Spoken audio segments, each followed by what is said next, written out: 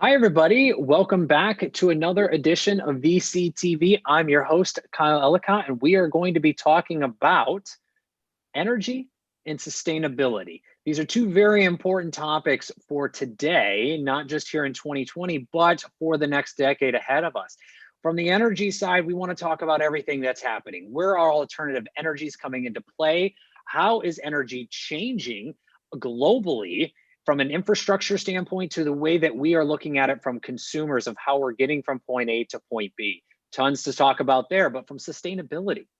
Sustainability is impacting, another keyword there, and impacting our lives on a more daily basis and our business procedures as well. We're going to look at how sustainable supply chains or climate first supply chains may play a role in the future of product and business development. But sustainability also includes not just our products, but also the climate as well, and how these industries are playing a role, how technology is intersecting with them to push them forward and make them cleaner and safer for all of us as a whole, and keep our earth doing great things, even though we just spoke a little bit about going to the stars and beyond in a previous episode of VCTV today. And with that being said, we brought the best and the brightest in these areas to share with you their worldly view on what's happening in these two industries. But a huge thank you to you, our audience, for tuning in.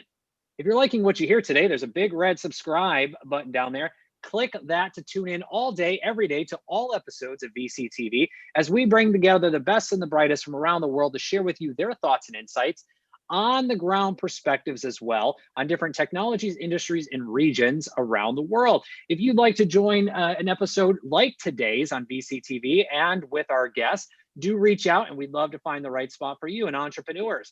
What better way to end 2020 and look towards 2021 than joining us here on the virtual stage at VCTV, built just for you to get up on and to pitch us your company, product, or service, get real-time feedback from us as investors and entrepreneurs focused on your area, build foundational relationships, and get exposure to our entire live audience. Again, reach out to the team and or myself, and we'd love to find the right spot. And a big thank you to the LATOKEN team and to Maria for making VCTV possible every single day, all day, and bringing us all together in this virtual environment as well.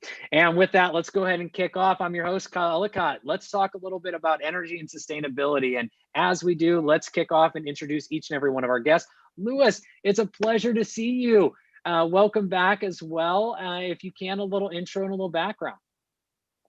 Okay, so again, a pleasure being back here with LATV, with VCTV, LATOKEN VCTV, and you, Kyle. Amazing opportunity.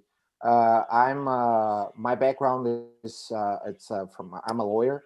I shift to the energy sector like more than 10 years ago, and since then I've been involved in large energy projects, renewable energy projects, and most recently now I'm structuring and launching. We're in the middle of fundraising a fund that's going to be dedicated to energy tax. So we're going to be looking for solutions to allow the growth of renewable energy installed capacity all around the world. So I'm really involved with this. I love energy. I love this topic. I think that energy and sustainability, they have all, to do one with the other. Every time we see a commercial from Amazon, it's just, their trucks driving through a wind energy park. So energy and sustainability, they are all, they walk together. So an amazing opportunity to talk about this topic. Absolutely, and we're so happy to have you back. And speaking of energy and energy tax, we had a little bit of a conversation around this yesterday on VCTV, and when we were speaking about blockchain and fintech and some of the new carbon credit projects that are being put out there into the world. And Matthew from the Fifth Era mentioned one that he's working on, so definitely check that out. Yesterday's episode, but Luis, pardon me, has got a ton to share with us as he was sharing pre-show as well. So get ready. Alexander, welcome back to the show as well. VCTV here, it's a pleasure, and a little intro, a little background for everybody. Thank you. Thank you, Kyle. I'm happy to be here, and thank you for invitation. My personal background partially linked with investment banking and financials, and last maybe 20 years I was involved in energy sector in old edition utility. I mean, hierarchical, big monopolies, big grid companies, but I was involved in the utility sector as a big consumer. I was responsible for the energy and energy efficiency in one of the biggest steelmaking company. 5 years ago, together with my friends, we switched for the energy transition investments, venture capital investments in energy transition technologies. Energy transition for me, it's not only sustainability. Of course, it's very important part of benefits from new energy architecture. But for me, one of the most important things in new energy landscape in which based on absolutely new technology from different sectors like Internet of Things, like artificial intelligence, big data processing, etc. That's what energy sector already started to be much more democratic, much more flat, with a normal connection between prosumers, not with the connections between big suppliers and very small and unpredictable consumers on the end of the grid. For me, it's mostly about disruptive of traditional power of traditional monopolies. Honestly speaking, I hate monopolies in every sector because it's one of the biggest factors which produce continuous disadvantages for everybody. From point of view of the pricing, from point of view of the lifestyle, from point of view of the quality of living. Monopolies, it's one of the basic threats in our living. Right. And new energy technologies, from my point of view, it's a best way to replace monopolies for normal, flat, peer-to-peer communication between equal participants. Mm-hmm. Mm-hmm. Of course, they also have a big impact for the environment, by the way. Right. And there's a little bit, we're going to talk about that in energy transition here in just a moment. But before we do, Keith, welcome back to the show as well. Intro and background for those who may not know you. Hey, great, Kyle. It's great to be back here too. Happy December. We're almost through this Happy year. December. Woo! I'm pretty excited to be doing these, start thinking about what did we learn this year? Where's 2021 going? That's fantastic. So yeah, I've been doing impact investing and investing in clean tech, sustainability, and energy for 20 years. Originally on the corporate side with Mitsubishi Corporation, and then as president of BASF Venture Capital America, BASF being the world's largest chemical company. And then 10 years as general partner of Pangea Ventures. This year, I've split off. I've created something new called Upper Stage Ventures. It's a hybrid PE VC model going into the lower middle markets with a hands-on approach to accelerate these companies into international markets. Sustainability and energy is really near and dear to my heart. I'm also chairman of the Foresight Clean Tech Accelerator, which is Canada's largest clean tech focused accelerator, over 500 client companies through the programs now. So I'm very passionate about what's going on here. For me, the theme still in energy, if you want to make money, and that is storage. And let's get into that later in the discussion today. And absolutely, and this is a great topic that you've covered before, and we've had conversations offline about. So I'm excited to dive into it. But last but not least, the one and only Tolga. Welcome back to the show. A little intro, a little background for everybody. Thank you, Kyle. Good to see you again. I love these discussions. This is my favorite. Wait. Can you hear me? Oh, you're back. Good. Sorry. Okay, let me introduce myself. I worked at companies like Spin Master, Electronic Arts, and eventually can you hear me? Yep, loud and clear. Okay, all right. After working for companies like Spinmaster and Electronic Arts, I founded my own technology company called Thunderbolt, which was primarily working with digital startups in Los Angeles. Eventually, I sold my company to a Canadian investment company called New Wave Holdings.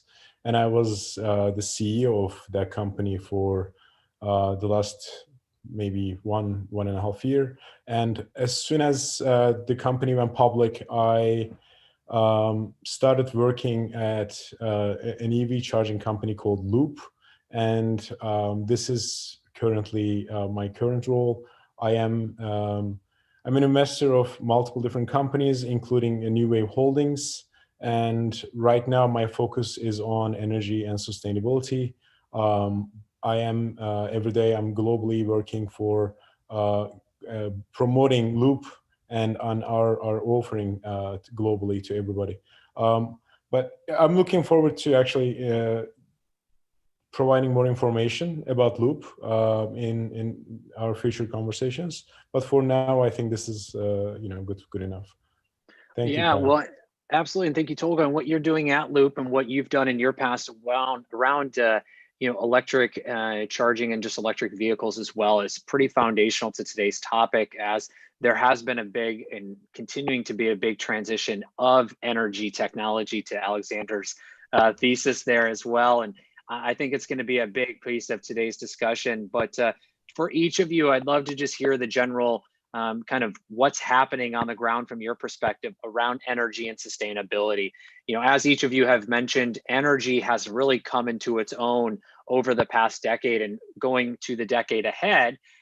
As we close out this year here in 2020, energy will have its moments. We're talking more about alternative energies. We're seeing the impact of those, how they're having in businesses and in our personal lives. From a sustainability standpoint, we're starting to see how this is something we need to be focusing on. We also have new funds, venture funds that are being spun up right now in the hundreds of millions of dollars to be focused on sustainability investing specifically as a thesis. So a lot happening in this space and specifically over the next 10 years. So Luis, I want to start with you. Current state, what are you seeing happening in these two industries from your view on the ground today that's getting you excited? Yes, energy from the energy specific standpoint, I've seen a lot happening. Since I started working with energy until now, energy was just like a small sector. It was not sexy. Just a bunch of engineers trying to, put up big hydroelectric powers, wind turbines, and solar, but it was not sexy. Now it's on the headlines. It became sexy, involving tech, all the buzzwords. So now everyone's talking about energy. As I mentioned, you just watch big Amazon commercials. They're all cars driving through a big wind park. So now it's amazing, because finally we're getting the attention that it really needs. Because, for example, when you trade your a gas-fired car for a Tesla, it's not really solving the problem, because actually you're just shifting from where you're burning the fossil fuel, because still we have a very dirty global energy matrix. So this is the time that we're seeing everyone pushing, society pushing, and this is not only policy now, because once you have just you're just waiting on a policy to move towards the renewable energy, the cleaner energy, it's kind of a problem, because it only takes a signature for you to just wipe out that policy and all the efforts just vanish away. Now it's all about the capital, all about the society.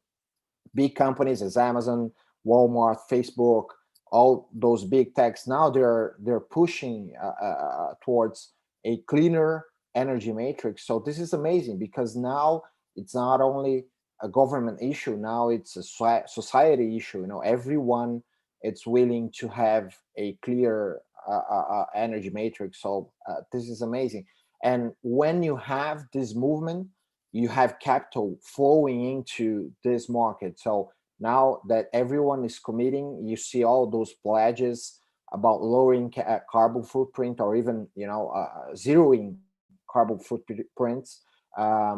You see people actually committing big money into the solutions that will allow the growth of the renewable energy install capacity, worldwide. So I see a big movement. I was reading a few articles this morning, and we know it's not enough yet.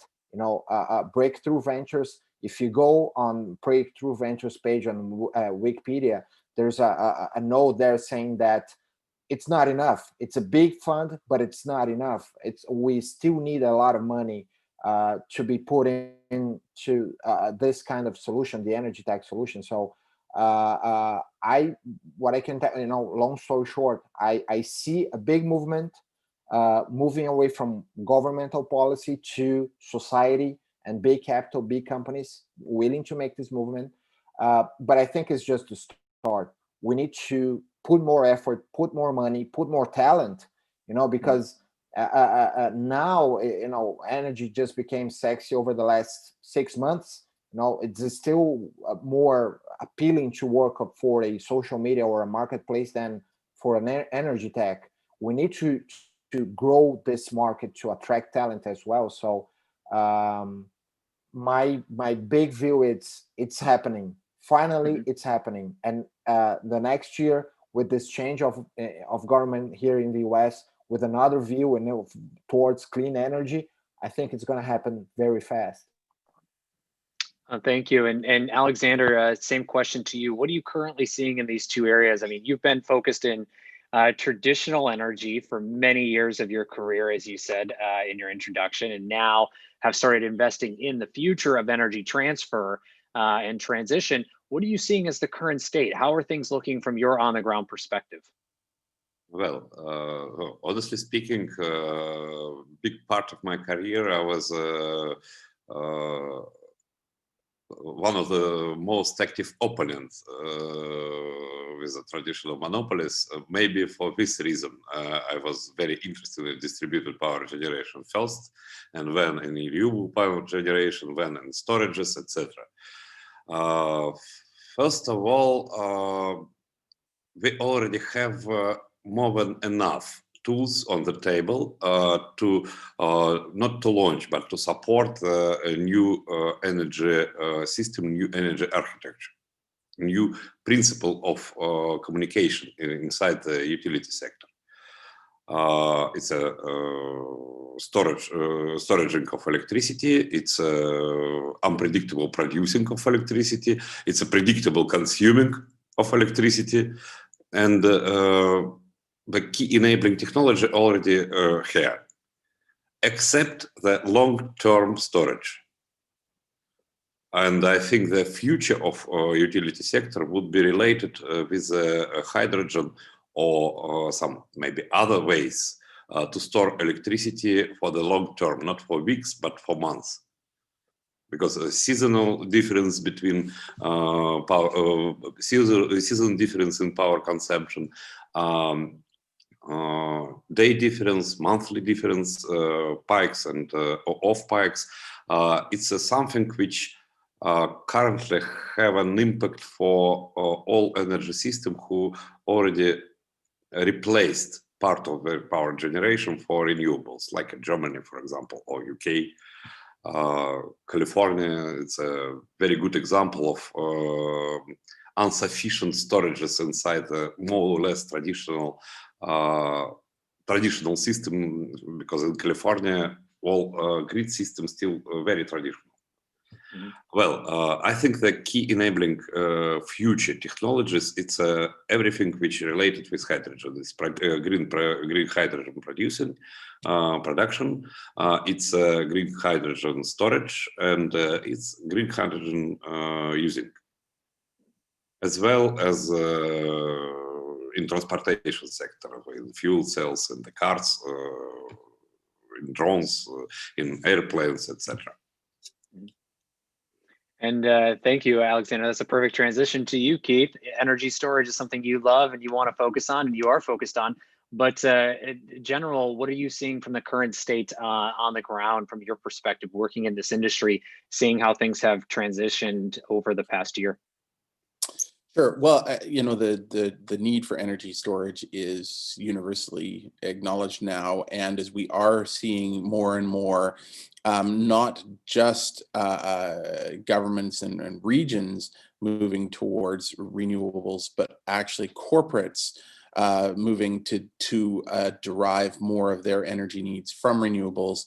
The demand for storage is going exponentially, which has been forecast for a long time, but the technology had been holding it back, because when you were dealing with conventional batteries, you were limited by the properties of those batteries. You couldn't store reliably for more than 4 hours, at least not economically. That's the word I was looking for. If you're lucky enough to be in a geography where pumped hydro or pumped gas can work for you, well then, yeah, you've had cheap access to cheap storage for quite a long time. But most places are not lucky enough to have those kind of physical assets in which to get cheap storage. One thing that really excites me about storage is that it's an opportunity for energy to move off of the commodity basis upon which it's been run forever. You know, an electron is an electron, a BTU is a BTU. You know, we used to think back in the early 2000s that people would pay a green premium. Yeah, there's like 2 of those people. Nobody else will pay the green premium, and those 2 people already started paying it, and they've been paying it for a while. That market is saturated, so we have to find ways to deliver sustainable energy for cheaper. Storage is a way that we can do that, and nice thing here is that storage can be provided as a service. And this gets me really excited as an investor, because then we're no longer providing commodity. We're delivering a service to solve a problem for a customer. That problem has an economic cost to them. We, as a problem solver, as a service provider, can charge a portion of the value that the customer is realizing from the use of our service. This moves us off of a commodity basis. We can actually price our products aggressively in a way that works for the customer from day one, and we can achieve and sustain really good margins for our businesses. Absolutely. And Tolga, to you, the same question. Current state, being focused on the energy market, but also now getting heavy into EV, following both Keith and Alexander's point here, and even Luis. I mean, what are you seeing in the market today from your on-the-ground perspective? I think the EV is so. Since I'm in the EV charging industry and I'm learning more and more every day, I can definitely tell you that we are in the beginning of something huge. Because, and I was just telling actually this to a colleague of mine yesterday. I think this is the biggest shift that is happening in the world since the Industrial Revolution. Since we have been using combustion engines, this is a major shift on everything. So the way that we are using energy is changing, and the way that we are consuming is changing. Sustainability is the new big word of the 21st century. And I think this is just literally the first couple seconds of a long 3-hour movie. And I think this is going to be so much better in the future for the humankind, for everybody. And from my perspective, as I introduced myself in the beginning, I'm actually coming from digital technologies, but I'm so excited about this industry and the EV charging because of the big potential that lying in this market right now. They are projecting the industry's size to be $7-8 trillion in the next decade. So, and this is like even not with the full adoption. Nobody really knows the ceiling of actually how far it can go. So I think this is, we are definitely experiencing a big revolution, and I'm extremely excited to be a part of it. At Loop, we are actually the fastest growing EV charging network right now in the United States. And we're expanding rapidly. There's a demand increasing almost every day. So it's very, very exciting times. Yeah. Well, and with that being said, where do we go from here? I mean, looking at 2021 and even next few years beyond that. So looking into the next 3 years, where do things go from here? From the energy, from the EV side, where do you see things progressing truly? I mean, this is an industry you've been building in. You know, is the infrastructure really there? Are we actually starting to drive EVs on a mass scale? Are cities starting to see EVs deployed in a much more aggressive fashion? Where does electric vehicles for you, Tolga, where does this movement go in the next 3 years? So in the past, the only reason why this didn't happen in the past, because it was so easy to make money out of oil. You just sell it, it consumes, it goes to air, the emissions, and there was a big profit in the oil industry. But right now, as the climate change and all the disasters that are happening, I mean, we have to take an action. And who's going to take the action? Governments. Governments and states are regulating, I think in the future, it's going to be increasingly regulating this industry. And this is going to allow a lot of incentives that are going to take place for sustainable and clean energy projects. That's why this is going to be a logarithmically increasing industry. I think it's just going to increase like a snowball effect in the next 10 years.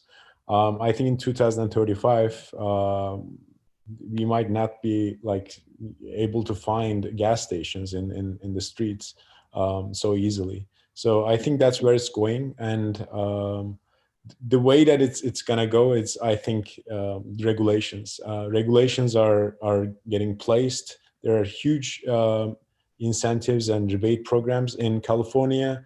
We are installing majority of our chargers with rebate programs, so nobody is paying anything. The state is paying for it. So it is a really, really massive market, and it's going to continue to increase. Well, and I think what you and I have spoken about offline and what we've both read too is gas stations on that note will actually change, right? So today's gas station, as we know it, will actually switch into, or convert, I should say, into a more different type of experience, I think, in general, right? So you will have electric fuel or electric charging, but with that, the experience itself may change, right? We may see, instead of it just a quick in and out, the quick and go, if you will, that these are built a little bit more for those times where you need to be 30 minutes, you need to be 20 minutes, et cetera, as the speed gets down faster and faster. Would you agree? I mean, charging stations are going to be everywhere. So because, the reason why we didn't have gas stations everywhere, because oil is liquid. So you need to contain it in a place so you can actually sell it. But electricity is not like that. It's everywhere. It's in the grid. And the charging stations are going to be literally everywhere. And that's why the accessibility is going to be the main thing. And I think it has so much value. And I also encourage everybody who's listening to this, if they are property owners or commercial real estate owners, they should, think about installing EV chargers, because our revenue model, every time people install chargers and these people are charging their cars, the property owners generate revenue. So every building, every location, market, restaurant, club, every location has an opportunity to become a gas station in the future. They're going to be selling energy. So it's huge. I love it. And Keith, I want to come to you next. I mean, where do you see things going in the next 3 years, whether that's on the supply chain side and sustainability or sustainable supply chains, whether that's on energy storage? Where do you see things going over the next 3 years? Well, I know we normally keep politics out of these discussions, but Okay. I think so. I've been asked to contribute to the sustainability guidelines for Biden's first 100 days.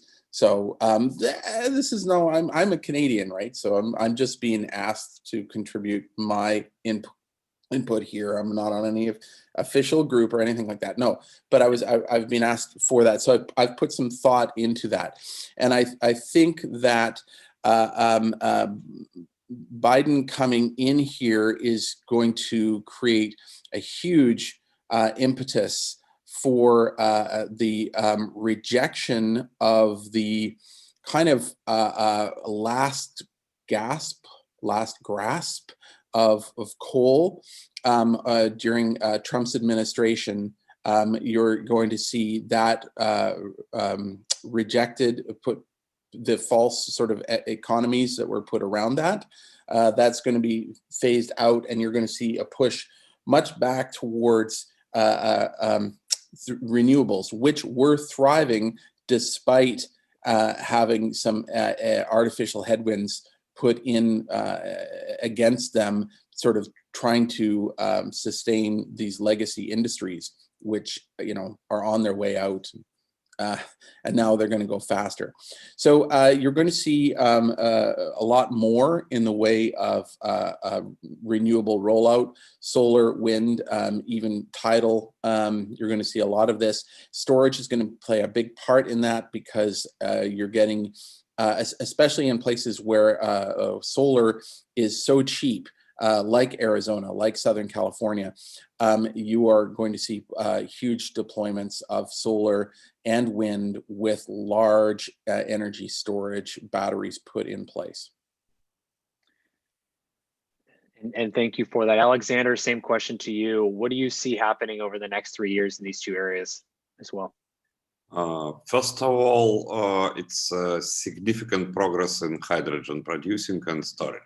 First of all, again, distributed hydrogen producing and distributed storage and distributed using. Second one, it's already done, it's already on place, but it would be developed maybe in nearest 3 years significantly. It's microgrid management and support from down to up, managing, support the electricity managing, frequency managing from microgrid level to up against current situation when somebody have to manage all electricity flows from top to down. And it's also a very big thing. It's future applications for different like distributed ledgers or something similar technologies to support in transaction between all participants. Because it's not necessary to pay for wholesale companies, for Greek companies. It's absolutely normal to pay for the neighbors for access, to deliver for neighbors access to electricity and to receive the payments from them. It's just a technical, it's not a problem, it's just a task, how we can do it. I love it, and that's actually a very big area we've talked about. Just a small bit is around energy management and the sharing of that distributed grid as well, and where things may go from there. So thank you, Alexander. And Luis, same question to you. Where do you see things going in the next 3 years? What are your predictions on where both sides, whether investing or building, should be paying attention to? Yeah, I'm gonna kind of summarize what everyone just said, because it's almost the same. But I see three big verticals that at our fund we're looking into for investment. So the first one is intermittency. So And intermittency, we're going to address with storage.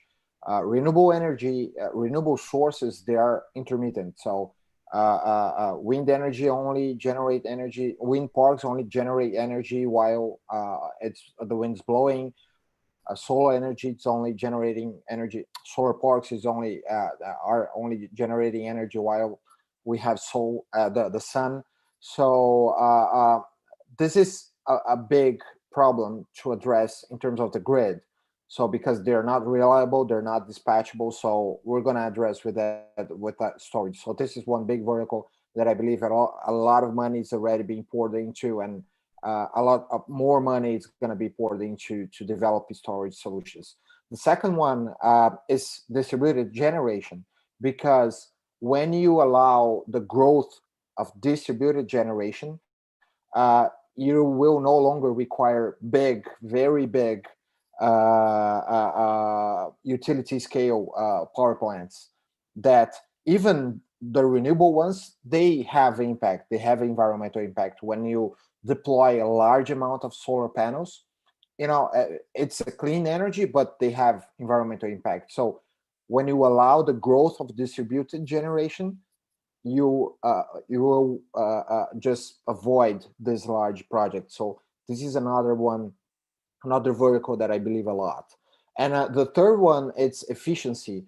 We will have IoT, AI solutions that will allow us to use the energy in a more smart way, in a smarter way, because we have a lot of losses. We have a lot of, misusage, that when you're losing energy, when you're misusing energy, you need more generation facilities to be installed. So you either go to thermal or wind or solar. So you have to use all this technology that we have developed for other markets in the energy market, so we can allow a better use of the energy. So I really believe these three verticals over the next 3, 4, or even 10 years, they're gonna have a lot of focus on a lot of money being poured into. So this is my belief. Yeah, and with that being said, Keith, I saw you shaking your head. Anything to add before the next question here? No, I agree with that entirely. I'm actually really excited about what we're going to be seeing here in the 2020s. It's going to be a fun decade. Fingers crossed. With that being said, everyone, we are coming close to close here on top of the hour, but I want to make sure everyone gets in their closing thoughts and where you can be found online for the continued conversation. But in your closing thoughts, would love to hear one area of opportunity, if you were to give a piece of advice to those that are listening, again, investing or building on both sides of the table, that you'd want them to leave with today, and then your contact information as well. So Alexander, let's start with you. Closing thoughts, and again, that piece of advice where you think people should be mindful of as they look towards these two industries.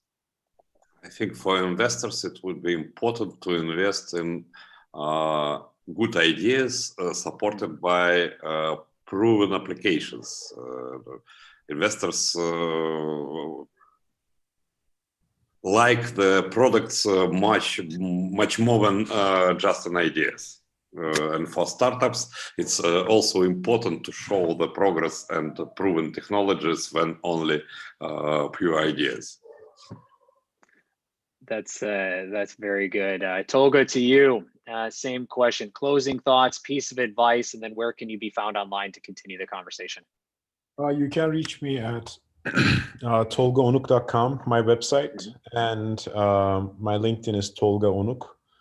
And our company website is, we are building it actually right now in the process, evloop.io. Please check it out. Closing thoughts. I think, it's going to be kind of like repeating myself, but we're in the beginning of something huge, and I'm very excited to be a part of this industry. I think the electric vehicles are making a major transition into sustainable energy, clean energy, and I think the way that people are going to be using energy is their habits are going to be changing drastically. I think it's very exciting times. I encourage all entrepreneurs to really consider being involved in the clean energy, sustainability, renewables, energy sectors, because there are going to be so many openings, and it's going to be massively growing sector. So yeah, these are my thoughts, final thoughts, and please, let me know if you would like to learn anything specific about myself or Loop. I'm always open for great conversations. Thank you, Tolga. Thank you, Alexander. By the way, where can everyone find you online? Sorry? Where can everyone find you to continue the conversation? It's feel free to contact me directly in WhatsApp. I leave my number in the chat, and our website it's www.firstimagine.com. Our company it's First Imagine Ventures. Welcome. Great, thank you, thank you, Luis. To you, closing thoughts, piece of advice, and where can you be found online? Closing thoughts. I'm 100% excited about what's happening. For the first time, I believe energy, it's on the headline, is everyone is talking about. So I really believe we are on the edge of an amazing breakthrough in the sector. A lot of money being poured into, a lot of talent, a lot of intelligent people. So I'm really excited about the prospects on the energy sector. Advice, we don't need more social media. We need more clean energy. We need less carbon. So, big money, those managing, tons of money, just looking into what we're talking about here, it's all about the future. We don't need to spend more time on social media or buying or consuming goods. We need to secure a clean future, a bright future for us, for our children, our grandchildren. So just look on the side, just take a look at what's happening around, and not only just lose the focus on what everything is talking about. So and make money out of it. It's gonna be a very profitable market. So and everyone can find me on LinkedIn, Luis Freitas, and soon you'll be hearing about the fund. It's called Kea Partners, and we're gonna be just getting our piece here on the market and helping good entrepreneurs. Love it. Thank you so much, Luis. Keith, close us out. Last closing thoughts, piece of advice, and where can you be found online? Great. Yeah, I would say after the best month ever in the stock market with November, you're going to see a lot of clean tech exits in the early part of 2021. I've talked earlier about the use of SPACs to take companies public, and I think that the market celebrating the certainty of the new political situation in the U.S. and the support around renewable energy that Biden is putting forward, I think you're going to see a rush to the exit for clean tech, and that's going to be really exciting. We're all going to benefit from that. You can find me on LinkedIn, and you can follow me on Twitter at Keith A. Gillard. My new website is upperstage.ventures, but it's pretty stealthy. You'll just see our nice logo there, which everyone should definitely check out nonetheless. Make sure to our audience, check out all of our investors today. Definitely reach out to each and every one of them online to continue the conversation, and make sure to add context when you do, whether you heard them here on VCTV, the subject matters you'd like to speak to them with, and your proposal as well. With that being said, again, thank you everyone for joining us today, both our guests, investors, and all your thoughts and insights, and to our audience as well. And audience, if you like what you heard, click subscribe, give us a thumbs up. Do reach out if you'd like to be on a show like today here on VCTV, to join our guests as we had today, or others and other episodes of VCTV. Thank you, Keith.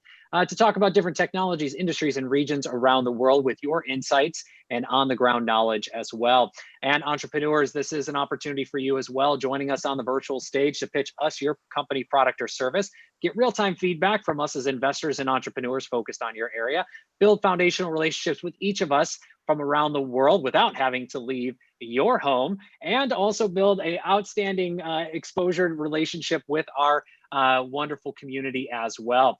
And a big thank you to the LATOKEN team and to Maria for making VCTV possible every single day, all day, and bringing us all together as well. And thank you, Alexander. And I'm your host, Kyle Ellicott. You can find me everywhere online at Kyle Ellicott, and all of our guests 24/7, 365. Again, do reach out to continue the conversation and make sure you add context. With that, we'll be back here tomorrow.